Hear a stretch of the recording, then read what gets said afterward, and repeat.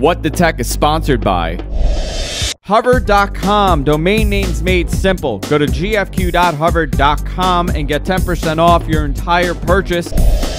And by Stitcher Radio. Listen on the go via the Stitcher mobile app. For more information, go to stitcher.com/GFQ.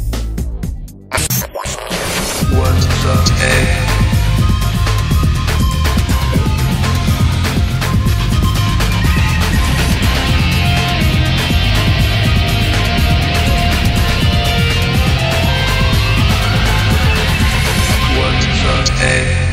Hey everybody, welcome to What the Tech. I am Andrew Zarian. I'm joined by the original member of the Blue Man Group himself, Paul Thurrott.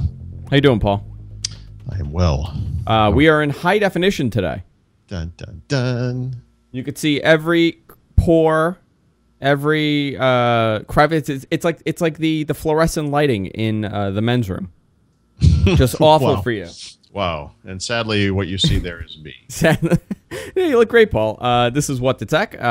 Some people are asking me why no intro. Well, if you're listening to the podcast, then there's an intro. If you're not, if you're watching live on our website at gfqlive.tv, guess what? There's no intro there because I just installed Mountain Lion on my MacBook.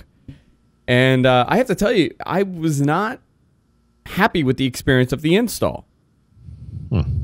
I recently installed Windows 8 on one of my laptops here, and the install process was, I mean, blazing fast. Yep. It took about an hour 10 for this to install. Yeah, Mountain Lion from a setup experience is back where Windows was, you know, in Vista timeframe. It hasn't really improved, whereas Microsoft's done a lot to that stuff. And, of course, has that rapid reset and rapid refresh stuff, you know. Yeah, Nice. I mean, and I didn't do a clean install. I did, you know, just an upgrade. Yep. And it said about 40 minutes when it started, and it took about an hour 10. It stayed at 20 minutes for a good extra, you know, 30 minutes on top of it. Yeah, I've seen about an hour on the ones I've done. You installed Mountain Lion recently, like with the gold version, or? No, I didn't install the one today. I installed the previous near final version. Okay. So I'll do. That's not like a huge priority for me, but yeah, I will get to it. Sure. I'm not happy with it. Well, so you did an upgrade though. I did an upgrade. I have to think about that one. I don't think I've done a strict upgrade from Lion. From Lion you went or Snow Leopard? Lion. Yeah, I haven't. I don't know. I don't pay attention. I have no idea. I think I've been upgrading in place, I guess, from Mountain Lion. I've done that for a few versions. Yeah, I was gonna turn it on. The power cord must have fallen behind the desk, so I can't even. But you know what was fascinating to me? The entire process was fascinating for one reason. The very obvious turns that both companies have made. Right. Microsoft has gone in a totally different direction compared to Windows 7. If you compare Windows 7 to, let's say, Leopard that came out at the same time, similar. It was very similar. Yep. And this is the first. I guess this is. You could distinguish the difference in both operating systems tremendously. But how weird is it, right? Because both Apple and Microsoft have looked at their desktop OSs and said, we need to integrate mobile technologies from our mobile products into these things, and they both have done that, right? And Windows 8 is this crazy, insane, you know, two experience thing. It's kind of a Frankenstein's monster. And then Apple has blended features in that look, you know, the Mac OS X really, the experience hasn't changed all that much. Yeah, it hasn't changed at all. And it's almost like, you know how we see Firefox now come out with a new version every week? And they're just adding numbers, and Chrome is doing the same thing. It seems like they have chosen the same exact path where every year where you would just get, you know, incremental updates throughout the year, little tweaks here and there, little add-ons. They're just putting it in an operating system upgrade and calling it, you know, the next version of it. And I don't know, you know, this is the first time I've installed a Mac OS and I haven't said, wow, you know, that's a really cool feature, and wow, that's a major improvement. There are no major improvements over Lion. Well, in my opinion, I mean, but you know, I played around with it. The notification center is awful, in my opinion. They ruined iChat. The messages service is just awful. Well, okay. I mean, I'm not going to have opinions about any of that stuff. I mean, I think the fact that they've integrated a notification center in OS 10 is notable. I don't have an opinion on whether it's good or not. I will say that the pop-up notifications you see in Mountain Lion are very, very similar to the ones you're going to see in Windows 8. Windows 8 does not have a notification center. So I think there's a certain class of kind of compulsive people who for some reason need to kind of micromanage all the notifications they've ever gotten and need to go back and see a list of them and all that kind of stuff. And notification center serves that purpose, I guess. It's done in a very Mac way, with the slide-in kind of fabric-looking background thing that they do. And okay, it's. I mean, they've cleaned up a lot of the things that you would have said. Okay, it's almost like they closed, some of those projects that they had with this version.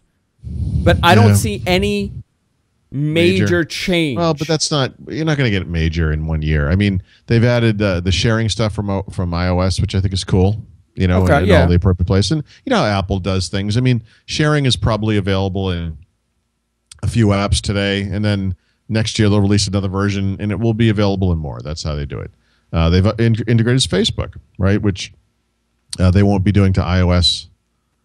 Actually, it looks like that's not even available yet. Oh, the Facebook? So no, fall. So so that will come out at the same time as iOS probably. So that's important. That's something we have on the Windows side that Apple has been missing. I mean, in my opinion, this war, Apple PCs versus Macs, it's kind of over. They've both taken a totally different direction of what they're doing. Unless Apple, really shifts gears in the next version of what they release. I don't think it matters. This is not their major product anymore. Their focus is on iOS, and it's on apps, and it's on cloud services, and obviously they need a platform for those advanced users that need this kind of functionality. But it's always been a minority of the PC business, and now it's a minority of Apple's overall business for computing devices. And so, I don't know. I think there are a lot of power users who might appreciate the fact that they haven't changed it too much. I can say on the Windows side that a lot of power users do not appreciate that Windows 8 is changing a lot. And maybe those opinions will change over time. But no, that's something I was going to ask you. Over time, have you seen that change over the last year? I mean, at first it was a very obvious, oh my God, we don't want this. But now, I mean, it's been a year since we understood what this is. Has that really changed? I don't think the perception has changed yet. A lot of this stuff says Fisher Price to people, even though that's not necessarily fair. And I think some of it is going to take time. It's also going to take the right device type. I think I've said this before, on my own computer, 27-inch screen, keyboard, mouse. I don't spend a lot of time in the Metro apps. I've tried to force myself for obvious reasons. I'm writing a book about Windows 8, and obviously Windows 8 is a focus for me because I cover Windows. But, at most what I'm doing is maybe putting the Xbox Music app on the side of the screen and playing music from there instead of from some other app. And I think that stuff is going to be more important on devices. Yeah. But that's the difference, right? So Windows 8 is this one OS for everything. And so people who have devices will stay in Metro, and then on the Apple side, they have iOS for devices, and they have those full screen apps there too. So it's just a different way of doing it. I'm getting tweets while we're doing this, and someone writes, "It's something is amazingly wrong with this when Paul's the one defending Apple." No, it's not defending Apple so much as it is just trying to think it through logically. I mean, in other words, I give Microsoft a lot of credit for taking a big bet with Windows 8. It's not something you can do every time, Windows 8.1 or 8.5 or Windows 9 or whatever they do next is not going to be a big bet thing. It's going to be fixing the problems in Windows 8. Do you see Apple kind of going in that same direction and just doing what they did with a totally radical redesign? No, well, so I don't see them doing it. I don't either. So in the past, I would have said I see them combining iOS and OS 10. I think that's the way I sort of thought of it. But a few versions into this now, where over Lion and Mountain Lion, what they've done is instead of actually integrating iOS technologies, they've recreated iOS experiences, iOS apps for the most part, in OS 10 in a way that, for the most part, not always, like Launchpad is kind of a weird one, but for the most part, works well within the existing OS 10 environment. And so, like I said earlier, I think there are benefits to both approaches, Microsoft's and Apple's. But given the way they've done this, I think the end game here is either going to be iOS matures to the point where they don't need OS 10 anymore, or it just kind of continues as it is. I mean, it's never going to be more than a minority part of the PC business, but the PC business is not necessarily the mainstream computing business of the future anyway, so who cares? I got a very interesting email from one of our viewers, and he does IT for a large company. He told me not to mention it on the air, and he said, the people who really don't understand Windows and don't understand computing, and they're in charge of this company, they're not really tech savvy, all they know is that Windows 8 is this totally different thing. And now the company is panicking, and they're asking their IT department, should they go to Macs?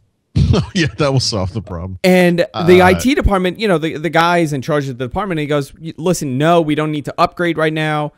Even if we did upgrade, the experience is still going to be majority the same. You're just going to have this thing. And he's trying to explain it, much like how we've explained it. And the company, and he said, you know, this brought up an interesting thing. He goes, I'm not a Mac user, so I'm not going to say go to Apple, but I wonder how many companies would make that jump in this panic situation where they think it's over for this idea of what they know Windows, you know, this concept of what Windows is. The Mac does not solve that problem. You know, the Windows 8, for all of its kind of weirdness to it, I guess, is still Windows. Right, it still runs all the apps. It's still, from a business perspective, it still supports all of the group policies, all of the Active, Directory stuff. It's Windows. You know, you're going to Mac, you lose everything. That's ridiculous. Yeah, it's not like some panacea. You know. Well, you know, I kind of understand that too. But how many people don't understand that? How many companies are going to say, no, we don't want this. We don't want a tablet computer. We want, you know, a computer, so go with a Mac. And I don't think that's going to be the majority at all. I don't even think that's going to be the minority. If you're going to go to a Mac, you go into it because of your own reasoning. I don't think it's because of Windows 8, but it was just an interesting concept on how people don't understand what impact this will play. The truth is, it's not going to play any impact. I don't think people are really going to... That panic over Windows 8 is not going to be there. The only reason historically to use a Mac, I would say, over the past 10 years or so, it would have been like hardware. You know, they make beautiful hardware. And that's why I'm a Mac user. I like the hardware. Yeah, I think some Apple users might make an argument about, you know, Apple makes the software and the hardware, so you get this integration effect or whatever that may be real or imagined. I don't know. You know, I think that PC hardware is catching up, especially with the Ultrabooks and with the tablets we're going to see. And we'll, of course, surpass the Mac in many ways because we'll have all these hybrid solutions and so forth. But, you know, the Mac for the PC industry has been like Mercedes-Benz. You know, they would make these high-end expensive cars that would be the first to integrate certain high-end features, some of which were safety-related, you know, like airbags or side airbags or whatever it was. You know, over the years, I mean, Mercedes would kind of lead the way with that kind of thing. But, you know, eventually that stuff hits, you know, Chevy and Buick and Ford and whatever else.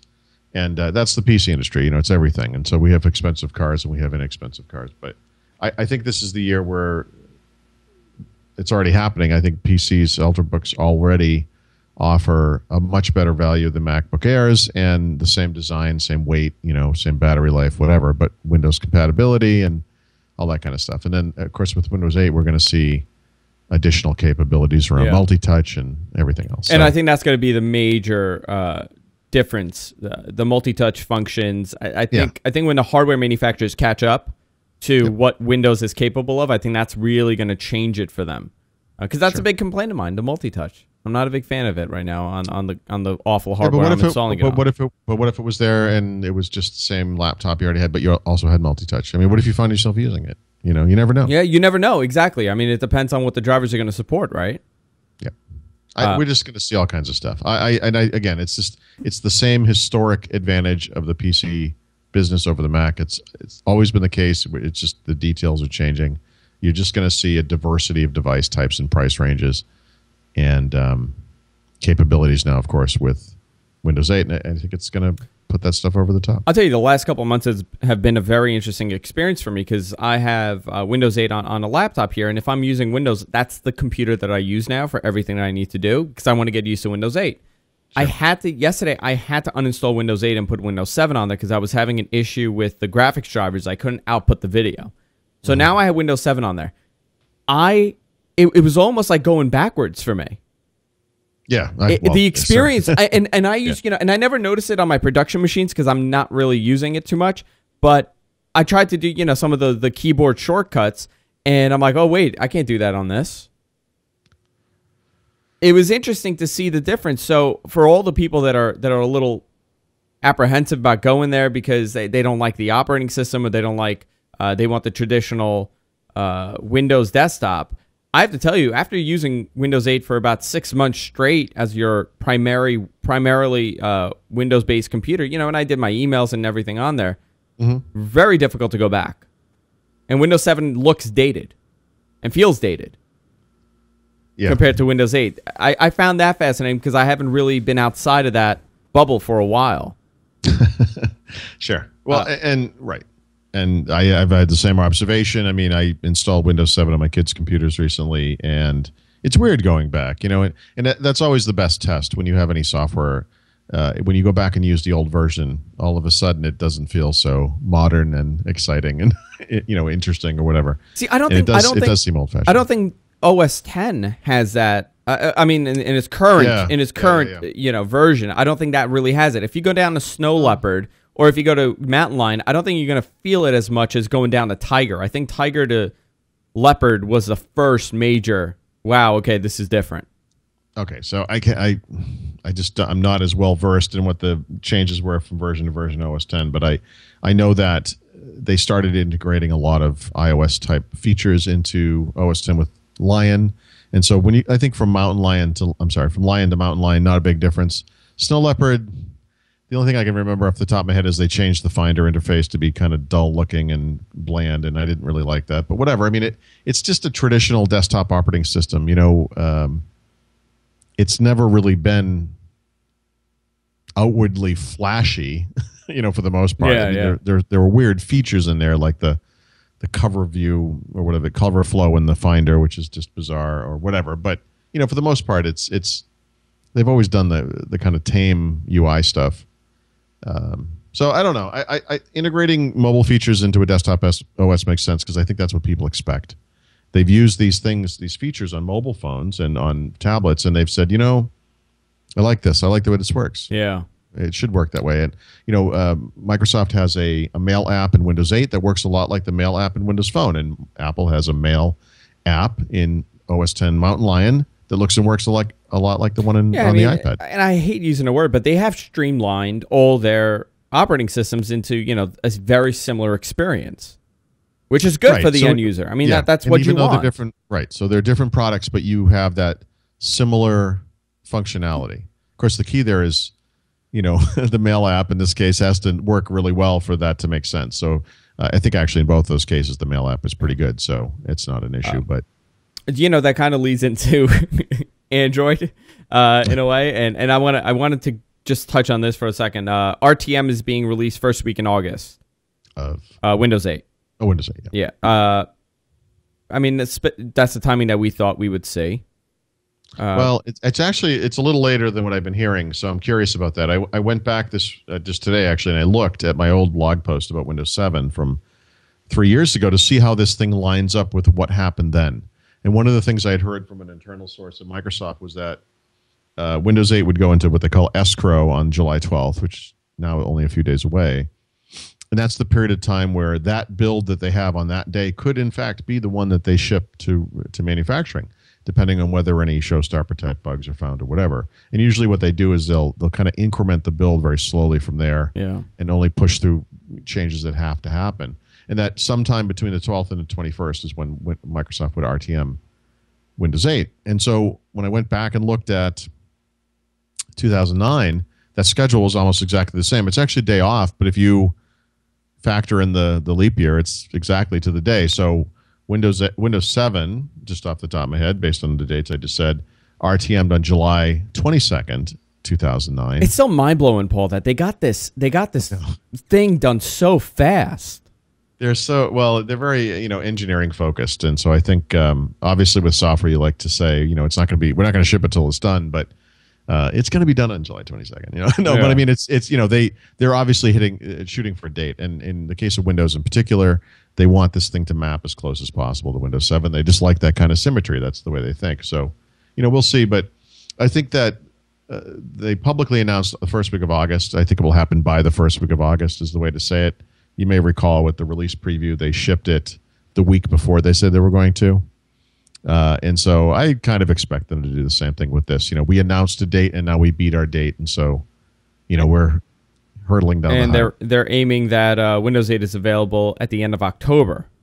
Which is, I don't think is going to change. And that's a little depressing. Yeah. Because that's as late as it could be, really. I mean, they missed back to school. I mean.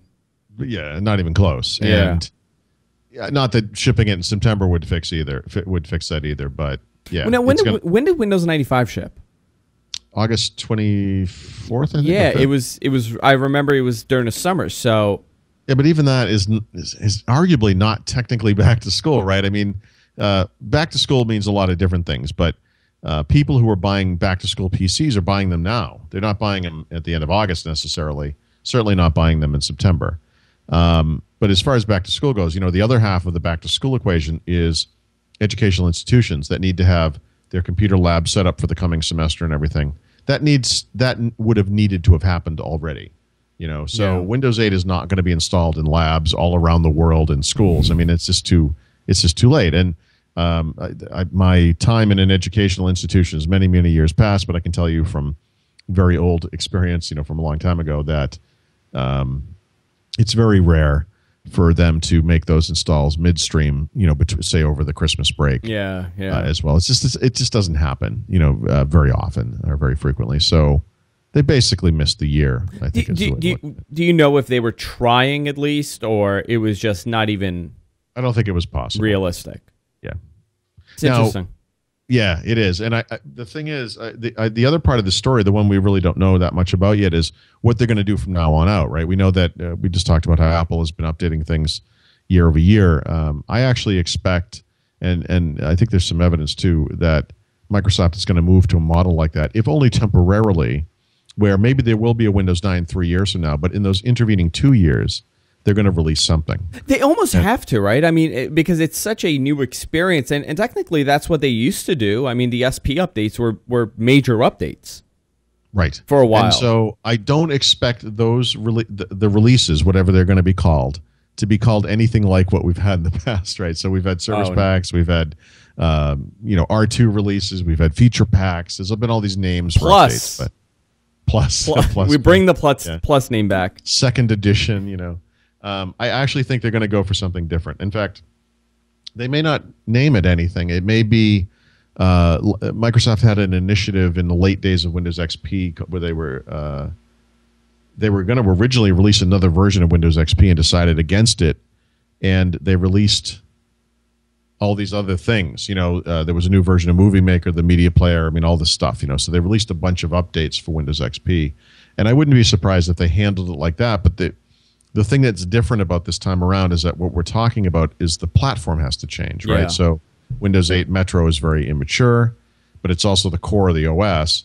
And so you want to add capabilities because developers are writing apps right now. They already have probably hundreds of pieces of feedback from developers who have said, this is cute, this capability, but I need this, and they're going to have to add that stuff. Now, and do you see them charging for this, or do you see them just releasing, Windows 8 1, right. let's just call it? I don't know. And that would be crazy to charge a lot for it, so I guess we'll see.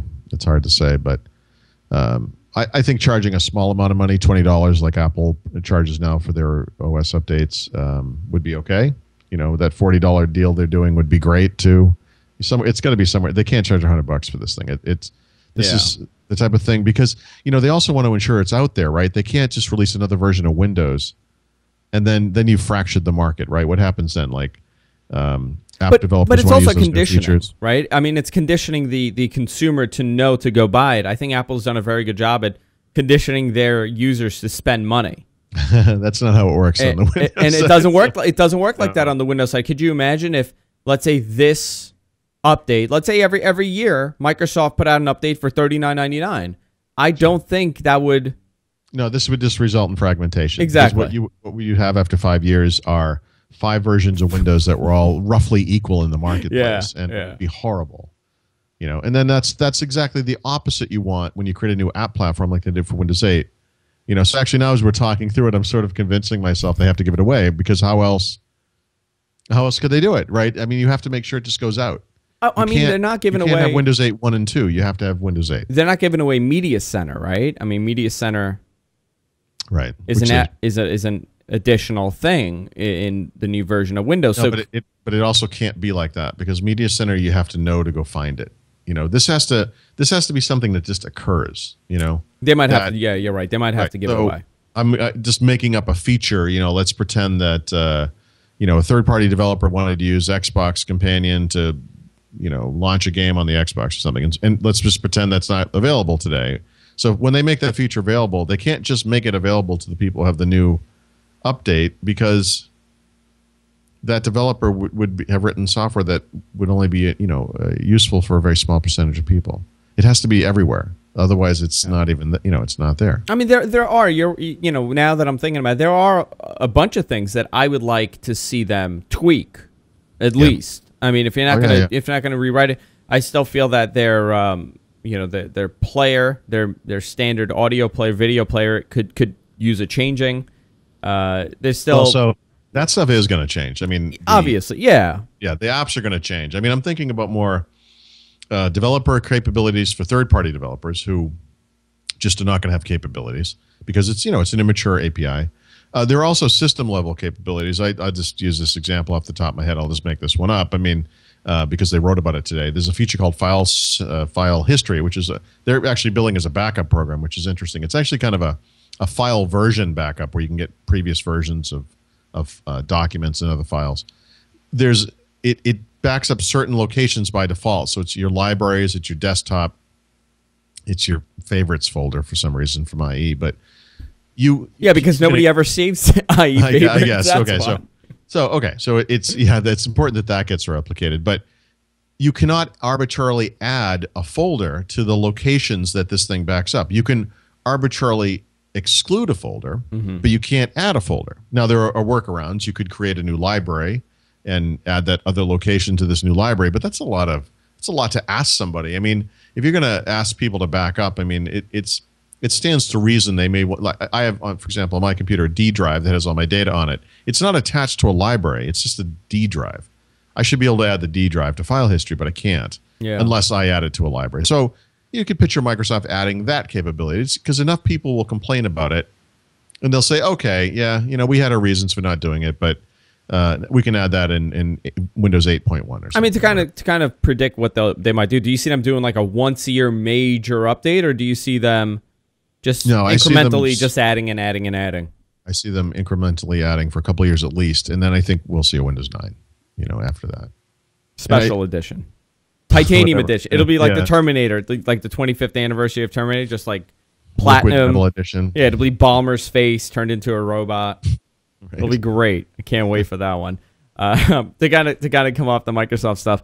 Paul and I have been very critical of Android, and you were talking about fragmentation in the market with it, and how we've always touched on this, but you touched on something with the Microsoft and with the Apple side, where how the mail application is very similar to the mail application on the mobile front or the tablet front.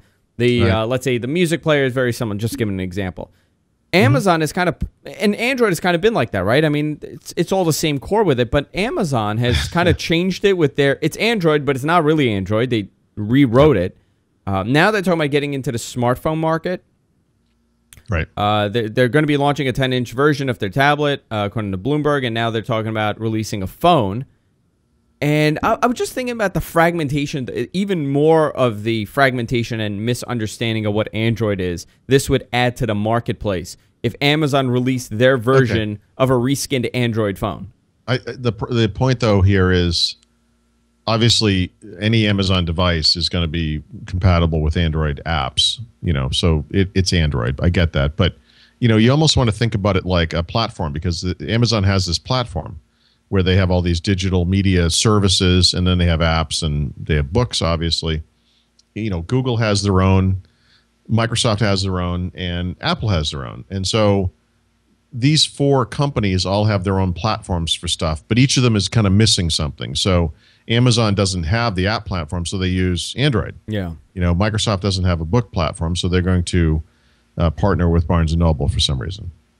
But, whatever. Apple does it all. Actually, Google does it all. And then you have the opportunity to kind of mix and match, right? You could obviously use an iPad with the Amazon Kindle software, by which you could subscribe to Amazon Kindle-based magazines and newspapers and, obviously read books and all that kind of stuff as well. And you could just forget about Apple stuff. So there's sort of an element of mix and match as well.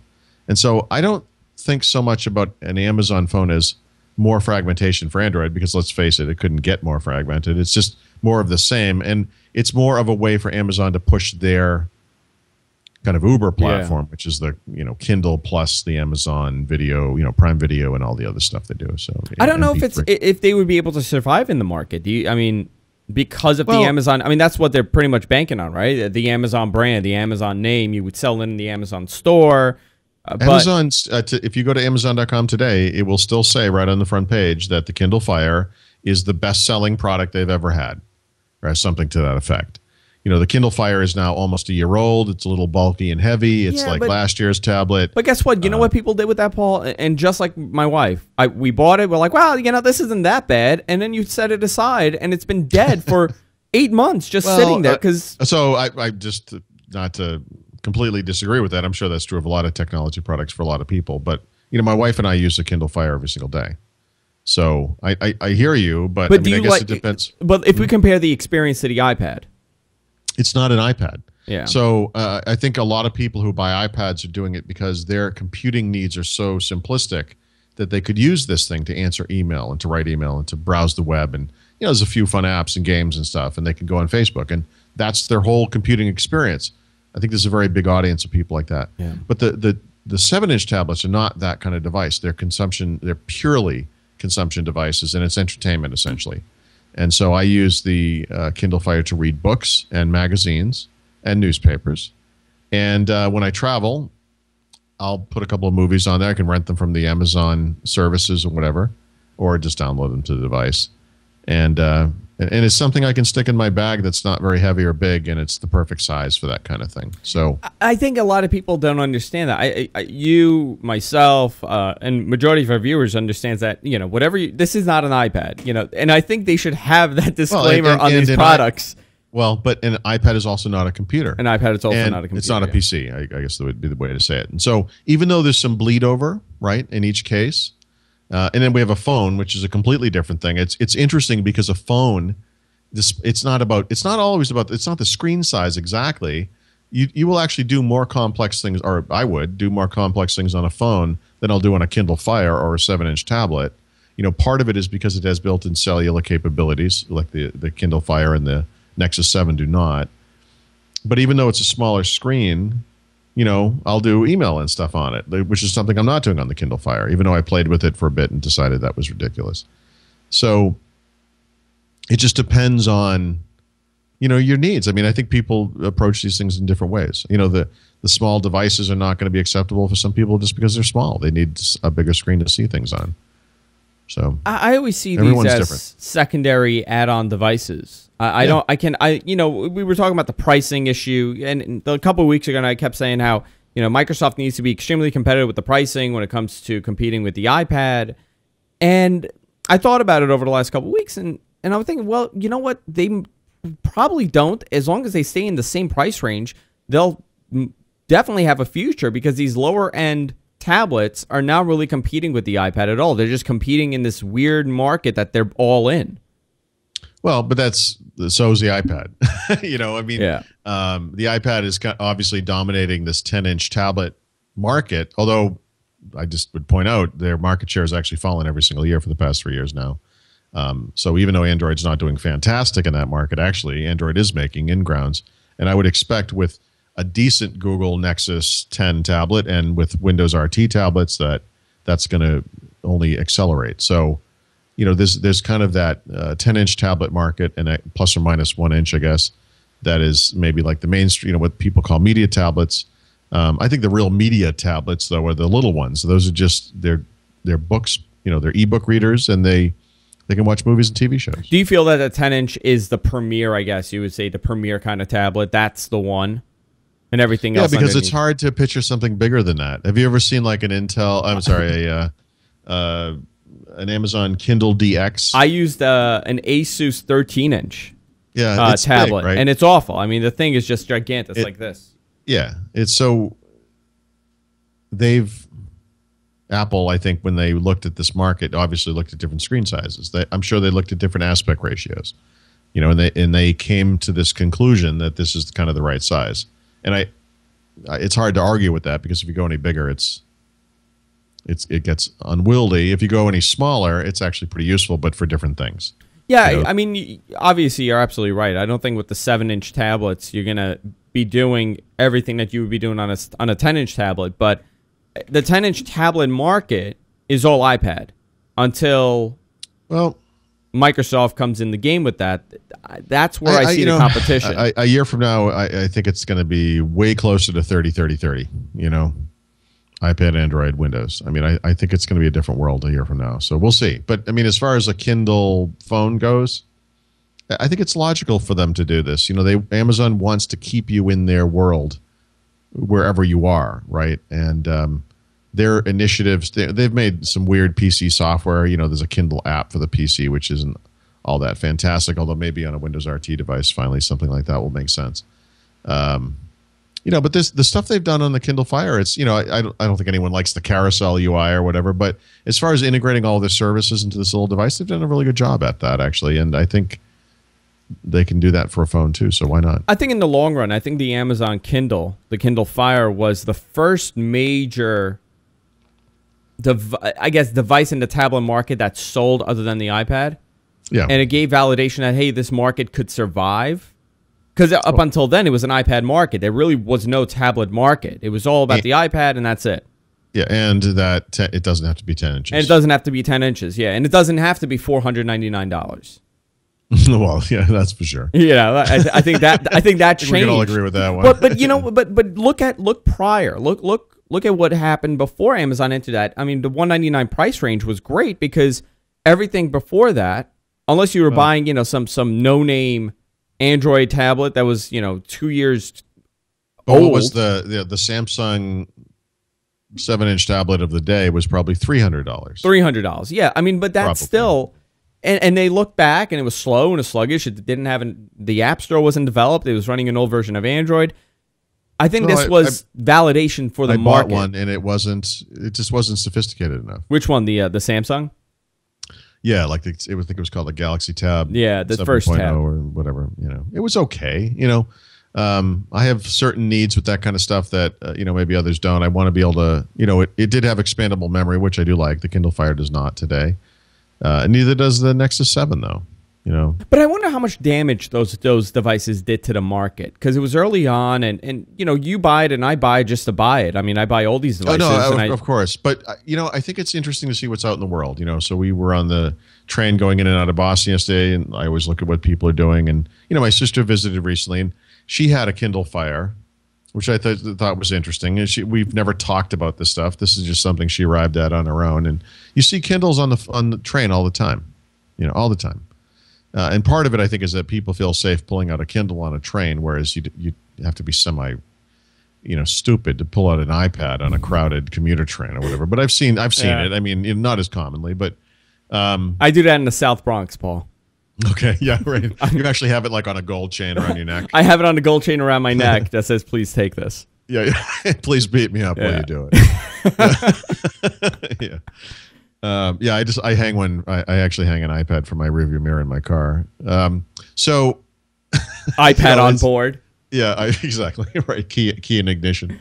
So people in the real world use this thing. I think there's we're kind of fed this kind of a hype thing through the press, like it's all iPad. But I mean, like I said, actually iPad, their percentage of the sales have been going fine. They're going up, but the percentage of the market has been going down. So they're not the only thing selling, and that's going to be the way it is. So of course it's going to be that way. Before I forget, I wanted to tell you, I went out to dinner with with a friend, actually my wife's friend and her boyfriend, and he pulled out a Nokia N9. Really? And I was so awed by this guy. I was like, oh my God. Yeah. I'm like, you got an N9? He's like, yeah. I'm like, let me see this thing. Let me tell you, Paul, what a great phone. Well, yeah, so it's the same body, isn't it, as the Lumia 900, basically? I mean, even the UI is nice. The UI is nice, yeah. And I'm thinking, I'm like, how did this not survive? Well, because unfortunately, by the time they announced it, everyone knew they were going away. You know, Symbian was going away, so it was kind of dead in the water, even though it was a nice device. I mean, everything about it was just really nice, and the UI was beautiful. I mean, just a beautiful, beautiful phone all around. And I'm like, how much did you pay for this thing? He's like, I think I got it for like $700-800. Oh, yeah, yeah. I'm like, wow. Probably, yeah. He's like, I don't know. He had an N8 before that. So I was looking, I'm like, wow, this is a really good phone. And apparently there's some update for it now. I think they got their last update. He was telling me all about this update. But I was actually really surprised by this device. And I was like, wow, what a nice looking device. Obviously, it's what the Windows phones have become. And the UI was just nice. And I'm thinking, if they had proper marketing, if this thing had come out 2 years ago, what would it have been like? Would it have had any chance, or would it have just been dead from the beginning? Well, 2 years earlier would have been great for the N9. Obviously, it's too late. It's pointless at this point. But yeah, I'm looking at pictures of it now. It has your basic grid of icons, which is unimaginative. I mean, it's not bad looking. It's it's better than Android. I'll tell you that.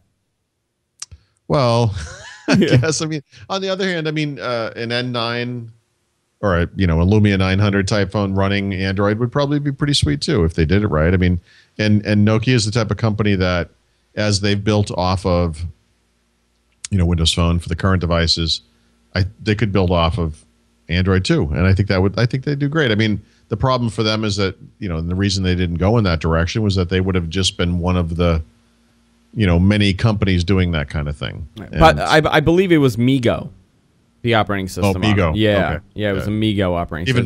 Even better. Well, that had no chance. So it was like the only major MeeGo phone ever released, probably then. Yes, I believe so. I'm trying to think of anything else. So it looks identical to the Lumia 900. I mean, looking at it, I believe it must be literally the same box, the same hardware, the same form factor. What a nice phone. I just found it interesting that, this guy had this phone, and I'm like, hey, are you going to get a Windows phone? He's like, oh, no. I'll probably get an iPhone next. I'm like, oh, that's such a shame. Yeah. I'm like, they have the same body. He had no idea about it. He just had this phone. Really? He had no clue about Windows Phone. I had to sit there, spend 45 minutes. I liked him up until that moment. He has this Nokia thing, but he had no idea. Yeah. I'll tell you what there is, and this is bizarre, and it I guess it started with my generation. Yeah. A lot of people buy phones, and they'll buy very expensive, bizarre phones. Just to have kind of a conversation. Just to have this thing. And he's one of those guys where he'll get a new phone every couple months. He was telling me, he's like, oh, I always go when I buy a new phone. I'm thinking, where did he buy this thing, though? You can't go to AT&T and buy a no clue. Like, you have to go one of those, you go to a website that has these crazy phones. Actually, there's a kiosk in the mall here that sells one. It's like Europhone. Yeah, it's like the Europhone outlet. They have that and those old Nokia bricks. You can play Snake on it, Paul. But he's a bizarre guy. I mean, that was the only positive thing about this guy. But sure. It was a fascinating thing, and he didn't really know much about it. He didn't know much about the phone. He's like, I just got it because it's blue. I'm like, oh, okay. Neat. Yeah. Jeez. And those are the people I hang around with, Paul. Yeah, I'm sorry. In about a week, 9 days, the Nexus 7 tablet is going to come out. Paul, I know you're getting one. Yep. And I've been asking around about this thing, and I've been asking people what they think of it, and really, I've gotten zero opinion about it. Yeah. And it's not good, because we were talking about the Kindle Fire. When the Fire came out, there was a lot of excitement for this device because it was cheap, it was little, you had an app store, it did everything that you wanted to do. But I don't really see that with this device. And I'm wondering, is it just going to be this device where the insiders buy it and that's it? And they'll put out a 10-inch one in 2 months. Yeah. I think this is just them kind of formalizing the market for this kind of device. They'll do the same thing for the 10-inch device. And yeah, I don't think it's going to be a huge deal, but I think it was important for them to get something out there that could counter Amazon, because now they have this ecosystem device that does their stuff, instead of Amazon's. And I think that was the big thing with the Kindle Fire from Google's perspective, is that it wasn't like even though obviously it runs Android, people don't think of it as an Android device. What, the Nexus or the Kindle? The Kindle Fire. They think of it as a Kindle. Yeah. And I think that was a little bit of an issue for them. So this was how they could, kind of counter that. And they'll do a 10-inch one. I think the 10-inch one, I think, is going to be a little bit harder for them. It's not hard to look at the Kindle Fire and say, all right, how do we fix this? How do we counter Amazon? It's very obvious. Going after the iPad is going to be a harder thing, I think. It's going to be very difficult to go after the iPad because, and that's what Microsoft is doing, right? I mean, they're going after the iPad right now with the Surface. Yeah, but it's interesting because they're not going directly at it, and that makes me wonder if Google won't either, right? That because the Surface tablet has the keyboard, and it's obviously Windows, right? This is a desktop and everything. I mean, it's a more complex thing, but it's also a more powerful thing. One of the approaches that Google could take would be to release a tablet that had basically the same form factor as an iPad, but came with a keyboard, one of those transformer dock type things, and then they could price it at the same as the iPad and say, ours is a more professional solution, and that might be an interesting approach. I don't think that it's going to make sense for them just to release something that looks like an iPad. It has to be more than that, I think. Here's where I stand with this. I've been getting so much feedback from the viewers over the last couple of weeks, and I encourage it. I mean, you guys sent some great emails. Sometimes you guys call me an idiot, which I like. Other times you yell at me for agreeing with Paul a lot, and I keep telling you, I'm like, well, I agree with him because I have the same opinion. I'm not going to make up arguments. Sure. I get a bunch of emails, and one of the emails that I got was about it not competing with the iPad and the Surface. The Surface is not really competing with the iPad. And the reason why it's not is because they don't have an app store at the level of the iPad. And if you put yourself in that same category as an iPad, you're going to get into a lot of trouble when Apple comes out with their counter response and says, well, look, they have 20 apps and we have millions of apps. Well, I mean, actually, I think the App Store is where they're pretty good compared to iPhone. I think where Android falls short, where Google Play falls short, is just in the variety of content. Right? It doesn't take long to. No, they have a lot of junk. That's the problem. There's not as much stuff, yeah. So that's something, Amazon, by virtue of the fact that they've just been doing that other stuff for such a long time, they're in pretty good shape, with that kind of stuff. So now they're doing devices kind of late in the game. Google has come at it from the perspective of, well, the platform maker, of course. They've always done some hardware pretty much, right, along the way with Android. They've always had that kind of Google branded phone of some kind, and now they're doing tablets. Here's another interesting thing, Paul. How are they going to do the updates on the tablet? On which one? Because you got to remember, this is Google. This is one of the first Android devices that. Yeah. I'm talking about a mainstream device. I'm not talking about some no-named MP3 player. But which one are you talking about? Let's talk about the Nexus, right? The Nexus 7. It's not 3G. It's not 4G. It's only Wi-Fi. So when they put out an update, are they going to have to push it out via the software through Google, or are they going to tell you just go and download this? I'm curious on how the upgrade process is going to be on that device. I bet it's exactly like it is on the phone. So, meaning you're never going to get it. No, actually, no. I mean, that's what it's like. No, okay, so not exactly like. I mean, I meant from an implementation standpoint. I actually do think they're going to provide those updates. I mean, one of the things. Maybe the only thing I'm interested in now with this Nexus phone that I couldn't care less about otherwise is now that they've announced and are about to release this Jelly Bean OS on the tablet, when and how are they going to make that available to people that have the premier Google phone? Well, we'll see. I believe they said that it's going to be out on the same time. So when Jelly Bean comes out for this device, they're also going to start pushing out Jelly Bean to the Nexus Galaxy Nexus phone. But that's next week, though. That's next week. Okay. So what I see them doing is if you're buying the phone from their website at that moment, which I believe is only GSM, you can only buy a GSM phone. That's going to come preloaded with 4.1 with Jelly Bean. Mm-hmm. If you're with Verizon or whatever else, I don't know how you're going to get the update. I think that's their way around it because during the keynote they said, Jelly Bean will be available on the Galaxy Nexus and the Nexus S in 3 weeks or whatever it was, whatever date was. You're saying... I think if you're buying it directly through them, you're going to get the update. But if you already have the phone, it's going to be up to the provider to send it through.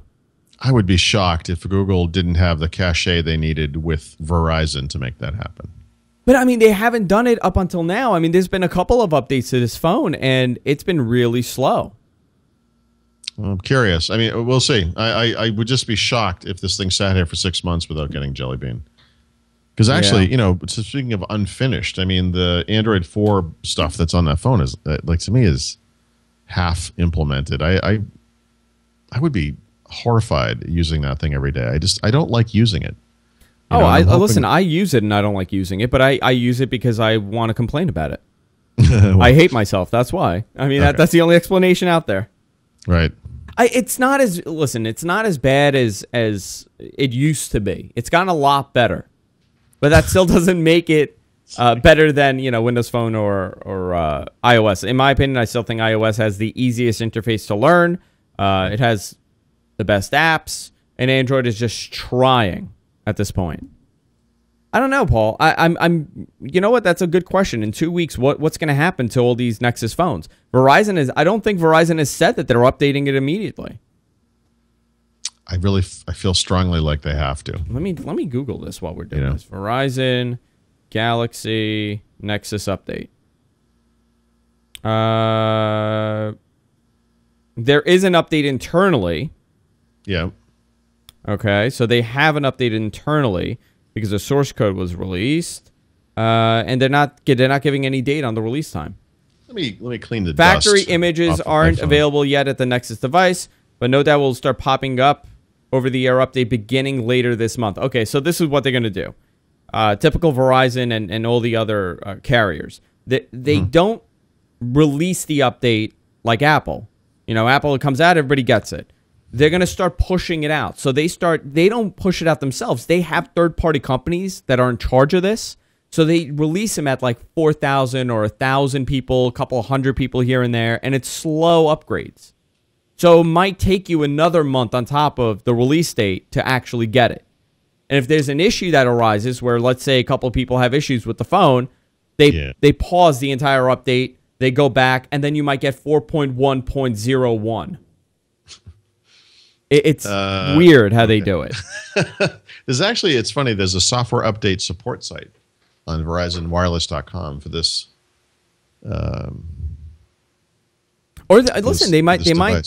They might have turned around and said, "Listen, we can't do this. We got to push all the updates at the same time." And like Google handled this, the updates. I don't know. Well, so Verizon pushed one out. They actually have a name for it. It's IMM76K. Yeah, that's Verizon. It's probably a month or two old. I'm updating it now. But anyway, this thing includes, I don't know, there's all kinds of little things. It doesn't look like anything major, but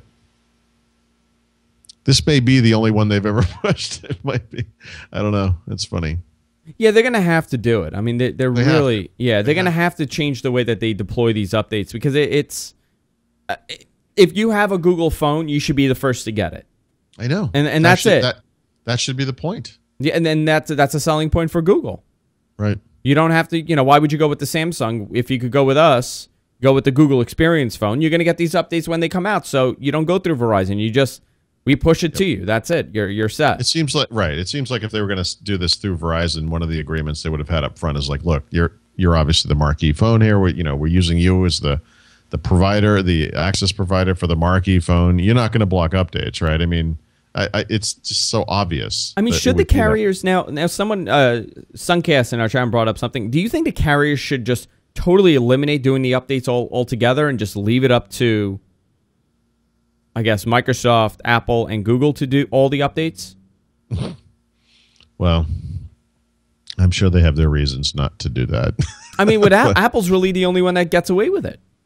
Right. And no, well, Microsoft too, right? No. That little updates have not been. Yeah. They've improved things. It's very upsetting. Very, very upsetting. It is almost 5 o'clock, so let's do the 10-year game.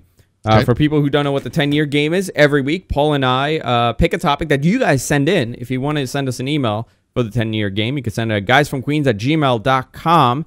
A topic or a thing, device where you would like us to guess where it will be in 10 years. I got a very interesting one this week. I believe it was last week where we were making a joke about doing a car show. Yeah. And someone sent it in. He goes, "How about in-car entertainment, like radio, TV, navigation? I mean, put that in it too. Where is it going to be in 10 years? Because we are just seeing this boom in-car entertainment with, I think, Ford has their Sync. General Motors, I believe, is doing it with OnStar now. Toyota has theirs. So everybody has their little thing. Ford probably doing the best one because it's with Microsoft and they know how to create software. So where will in-car entertainment be in 10 years? Paul, what do you think? Yeah, I just as a bit of context, I just read an article off the top of my head. I'm going to try to get the date exactly right, but I believe that the last car maker that bundled a cassette player as an item you could get from the manufacturer was Lexus.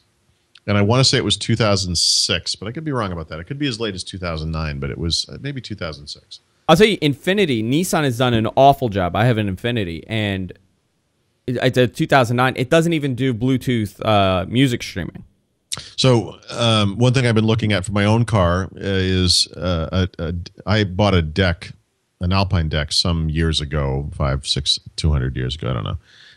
It came with like an iPod compatible cable, so you can control the iPod through the on-screen controls of the Alpine deck. The problem is it doesn't work with anything other than an iPod Classic now. So as the iPod and the iPhone have come out, if you plug one of those things in, it says it's not compatible, it doesn't work. And so what I want to do is buy something that's maybe a little more universal. And I know that I could buy actually an Alpine deck that looks very much like that. I think it's like under $200. You can get Bluetooth, you can get line in, and you can get USB. And it will be just basically any device you have, somehow you're going to be able to pump, music or whatever, podcast, whatever you want to listen to through that. But I think that kind of thing, and if you follow the trajectory of how we've listened to music in cars, I mean, over the years, 8 tracks and cassettes and then CD players and so forth, it's not very hard to guess where things are going to be. I don't know 10 years exactly, but my wife already, who's not particularly technically savvy or doesn't care about technology in the slightest, will actually, it's amazing to me when you think about what she's doing here, but she pays for Pandora and streams Pandora over her unlimited, Verizon account in the car, uses Bluetooth to pipe it into the stereo. Yeah, it's complicated, in her Volkswagen. Right. Well, she does it. I mean, my wife does it. So I think the goal is always going to be to make that stuff built in and more accessible to users. And so I think it's going to be online services. The big push today is for I guess you would call it iPhone compatibility in the car.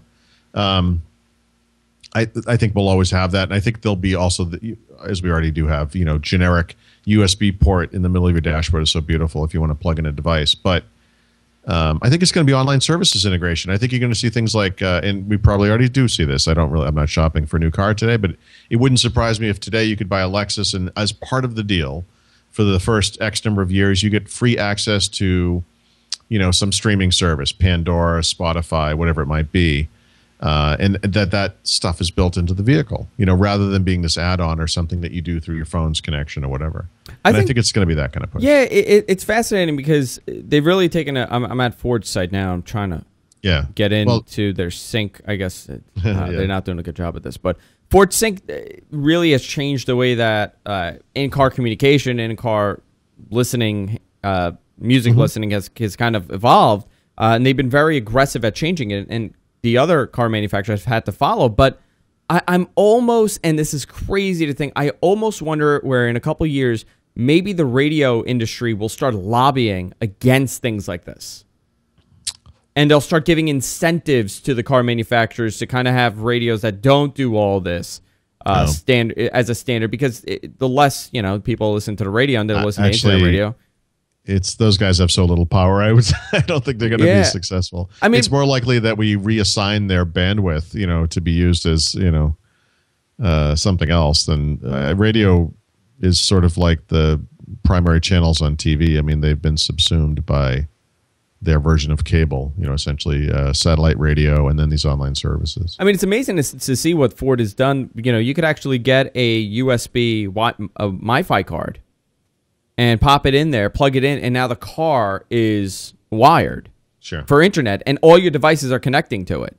Yep. So I think we're going to see more and more of those, but as far as communications go, I think everything is going to be automated, and you're just going to talk to it to do everything for you. Yeah. That's where I see it going. Definitely. What's fascinating to me is how the luxury companies have been the slowest ones to adapt the newer technologies. Infiniti and I believe Lexus has not really been aggressive with coming up with really solid technology to put into the cars when it comes to. Well, but who are they trying to reach? I mean, the reason Ford is really big with Sync and Sync My Touch or whatever they're calling it is they're going after younger users. Yeah, right? yeah. I mean, it's not like safety technology. I use the Mercedes example. I mean, obviously they were going after an older crowd, and safety was a key concern. These guys want an awesome stereo and a fun little car, and that's something that Ford feels like they can do. Obviously can do that very well. So, I'm looking at the Ford site as well. It's funny. I mean, this stuff has followed the path of consumer technology, right? It's touch, multi-touch. It's apps. Even they've got device integration, obviously.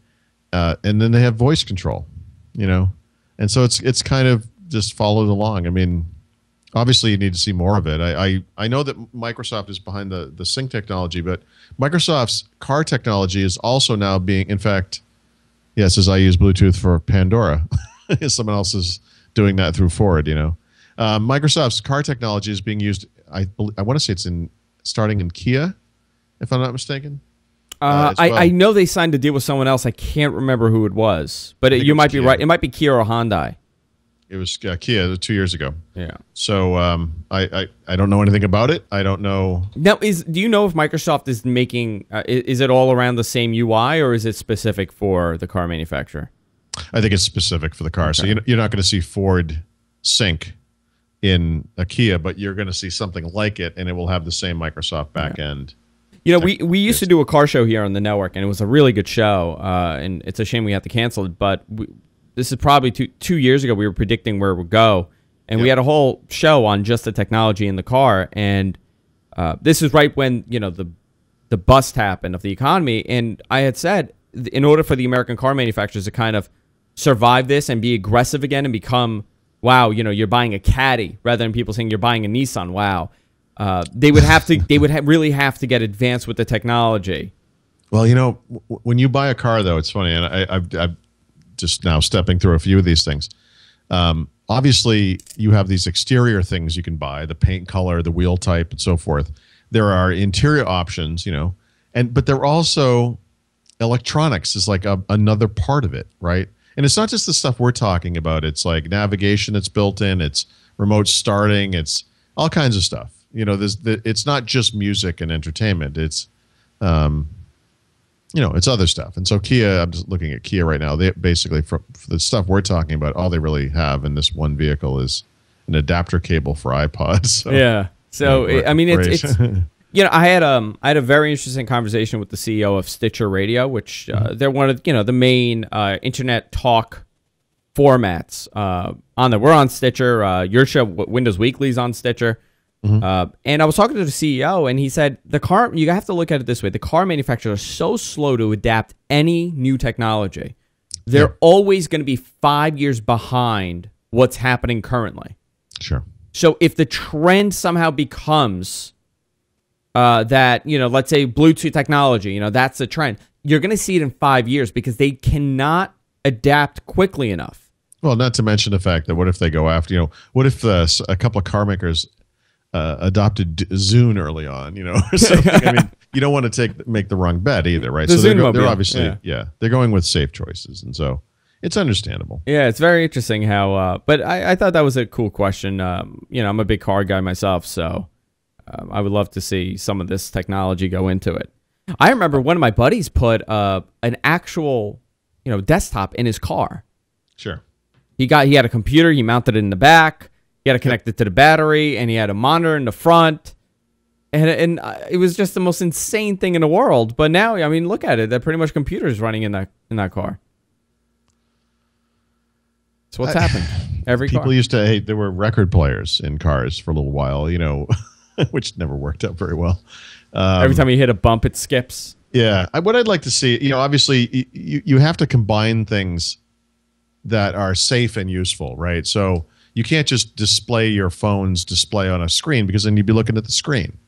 There are awesome opportunities for heads-up displays that hasn't really been realized in any meaningful way, where you could literally be driving down the road and you'll a pop-up on the glass that's translucent so you can still see the road, about some information, whatever it is. So I think Chevy was the first one. Corvette was one of the first cars that did that. You had like a little projection on top of the screen.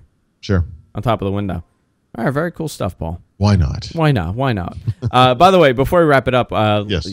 Paul and I are big World War II buffs. Mm-hmm. And how's the book going? I started it, and I haven't even put a dent into it. Yeah, it's a good book, though. Yeah. There's not even a dent. But I did order something today. Mm-hmm. I'm a big fan of the planes that they had in World War II. Yeah. And the Horton HO-229. I don't know if you're familiar with that. Germany's stealth plane. Is this the Batwing thing? Yeah, I'm going to show it to you. Yeah. I ordered this on eBay. It's a model of it. So you can't show it to me because I can't see it. Oh, you can't see it. I can see. I'm looking at it. I can actually see. Okay. Is it the model where the wing is fallen off? No. I'll if I don't know if you guys could see it on the feed, but I have it on the feed. It looks like a stealth bomber. Right. I'll message it to you here. And I ordered this, $19. There's so much great science fiction that could be made out of Nazi technology that either was only minimally deployed or never actually made it. Well, they said they were in Antarctica, right? They have a base there, and on the moon. Right. They were on the moon too. Yeah, and they're also Nazi zombies. So zombies. They got that going. They got everything covered: aliens, zombies. You're gonna hang that thing in your studio. Yeah, I'm dying to get it now. I ordered it, and my wife said it might be a model because 2 years ago. She went to go buy me the model of this, and she ordered it, and it was just like build your own. And it was like all plastic, and it was awful. So she found this one, and she's like, "Hey, do you want this?" I'm like, "Yeah, absolutely. Of course I want it." Right. But they have like crazy big ones too for like $500-600. It's already made, like crazy, like really detailed models of it. Sure. I just want them all over the place, all over my ceiling, just hanging down. Just a formation of them. Yeah. If you miss any portion of the show, you could always go to our website, guysfromqueens.com, or you can subscribe. Guys, you've been subscribing. That's been a big help. We had an issue with the RSS. Paul let me know this morning that some of you couldn't get it. We're having a problem with Podtrack, but I think the problem is corrected right now. So if you go to subscribe, resubscribe it in iTunes or on Zune or on Stitcher, whatever it may be. The more you subscribe, the better it is for us with the show, because then I could track it. And if I could track it, I could, pay Paul. He wants money based on tracking. Sure. $1 a person that I could track. You could also go to Paul's site, winsupersite.com. I use you for news exclusively, Paul. That's all I do now. I go to winsupersite.com. Forget about all the other sites. I just go there. I do write about stuff. You do write about a lot of stuff, like Windows 8 tips. Mm-hmm. Windows 8, the March to RTM. Yep. So a lot of stuff going on there. Great site. Any news on the book? Can you give us any updates? Actually, I just so for the past week or so, we've been sending in what we're calling final chapters. So they're actually going to build the book from those chapters, and then we will have a chance after Windows 8 RTMs to make sure that everything is correct. I think I talked about how hard it is. We did the first pass, and then you feel like you wrote the book and you don't want to touch it anymore. It's tired of it, and so it was hard getting going again. But I spent all weekend on this. Saturday and Sunday were the two biggest chapters in the book that have to deal with the productivity apps and then the entertainment apps.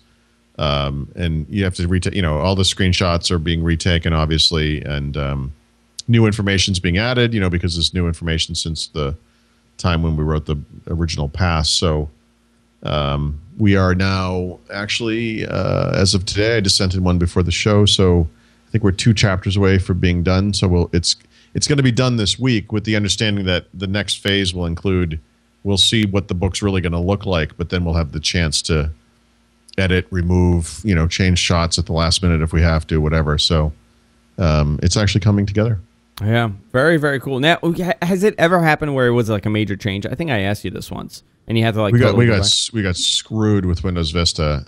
Because it was Longhorn. They changed all the icons after the book was done, and they went to all those. They went to all those weird glass icons. Yeah. Yeah. So this one, we got a little bit of a heads up that obviously the Explorer stuff was going to change, but as of now, actually for months now, I mean, we have great sources over there, so we're fine. We're going to be fine. Are you going to have an Audible book? An Audible version? No, I don't think. I don't think that would make too much sense. But I would love for you. I would love for you to read it. Chapter 3. 1. Yeah. Chapter 1. No start menu. I'm curious now. The original pass of the book was very minimal amount of content that applied to anything that was in there before Windows 8. And because there was so much to add for the final pass, I removed everything. So that was not brand new. So there's no information in this book that is not new to Windows 8. It's all completely brand new. And I'm very curious now to see where it's going to fall out from a page count perspective. But we were shooting for, 600 plus or minus. We'll see if we get in there. I should know in a few days where that's going to fall. Very, very cool, Paul. And, of course, you can check out Paul's other podcast, Windows Weekly, on the Twit Network every Thursday at 2 p.m. East with you, Leah Laporte, and Mary Jo Foley. My favorite podcast. Everything Paul does is my favorite. Paul could do no wrong in my eyes. Wow. Yeah. Let me get those tweets now. I get that all the time on Twitter. I can do no wrong. That's usually the number one message I get from people. Listen, when Paul said that Windows is the most dominant operating system, you agreed with him. Yeah, I know. I'll give you a sample selection of my email just off the top of my head. Like I get really pedantic emails, and they'll be really long. Like what I'm about to say is going to be short, but the way it was written was very long. But it amounted to that discussion we had last week about the Nexus 7 being the 2012 version of the Kindle Fire. I said it is today what the Kindle Fire was last fall. It's a 7-inch tablet tied to an ecosystem. It's basically the same size and weight. It's the same, it's the same thing. And he said it is not the same thing. The Kindle Fire only has a dual, has whatever processor, and this one has a better processor. Right. Yeah, but who cares? Who's looking at that? No, I don't know. It's just like, but this is, it's not. It doesn't contradict what I said. Yeah. I said that it was the 2012 version. It is not. You said it was the same thing. It's not the same thing. I have one of your. I get that a Kindle Fire is not a Nexus 7. What I'm saying is the Kindle Fire is essentially like a new version of that type of device. Listen, we have to stop taking things literally on the internet. You have one. Yeah. I have this one guy that he is not a fan of you. And I got this. It was this insult, but in a weird way, it turned into a compliment. He goes, it's amazing that you and Leah Laporte have no credibility, and you don't call Paul out when he changes his mind on things. And I go, and I was about to be like F off, and I'm like, wait a minute, he just put me in the same category as an amazing radio broadcaster. I'm like, I don't even know what to say to this. I'm like, was it a compliment or did he just insult me? And I'm curious about the changing the mind thing. You're not allowed to, Paul. You're not allowed to change your opinion on things. I'm curious of like what like the examples now, because I guess I would just say as a general statement that when confronted by new information, you should be allowed to change your mind. If you find something that contradicts something you said previously, you should be able to correct yourself. I mean, that's mature. But unfortunately, by saying that, there's this kind of like general statement, like I just like apparently flip flop all the time and everything. Like I'll just come on the show and I'll be like blah blah blah blah blah blah, and then next week I'll say something completely different, and it's like that's not really what's happening. So I don't really understand what that's all about. No, and also a lot of people don't realize that you're saying things and you're thinking on the fly. Sure. And it may not be this well There's thought no out script. I mean, we had a discussion just today where I don't even remember what it was, but as I was working myself through it, I thought, actually, maybe it's a different reason. This is just a conversation. this isn't a statement of Paul's principles. I'm not etching this in a stone on the side of my house. I don't live or die by what my opinion of the Nexus 7 or whatever. It's just a conversation about technology between two guys that like technology. Yeah, I mean that's how I see it. I don't know. People listen. Go outside and smile a little bit more and have a good day. Just don't worry about it. Listen, I like Apple. I like Windows. I like Google at times. Really? Listen, it has its moments. It gets cute and cuddly at times when it works, and I'm like, wow, look at that. It turned on. No, I bought a Nexus 7. You never know. Maybe the Nexus 7 becomes my next Kindle device, essentially. I'll use it to read Kindle books, and I'll use it to watch movies when I go on a trip. Who cares? Yeah. I mean, what's the difference? In the fall, when I buy a WinRT tablet, someone will write me and said, you said that you were going to use the Nexus 7, but now you're using a Windows RT device. You're a liar. Like what? Okay. I like that guy, Paul. I call him Literal Joe. Literal Joe. I just say, whenever I'm like, oh, Literal Joe strikes again. All right, time to wrap it up, guys. Go to our website, guysfromqueens.com, winsuperside.com for all things Paul Thurrott. Also, subscribe to us, iTunes, Zune, everywhere you could imagine, anywhere there's an RSS. We have both an audio and video feed, and this show was recorded in high definition today. So dun, dun, dun. Let us know what you think. I believe the HD feed will be exclusively on Paul's website and my website. It won't be on the RSS because we're still testing it. But let us know, how it looks, how it sounds, and we're just tweaking things. It should be a little louder too. I know a lot of people complaining about that, but we'll see how it goes. Until next time, guys. I don't know. Take care, Literal Joe.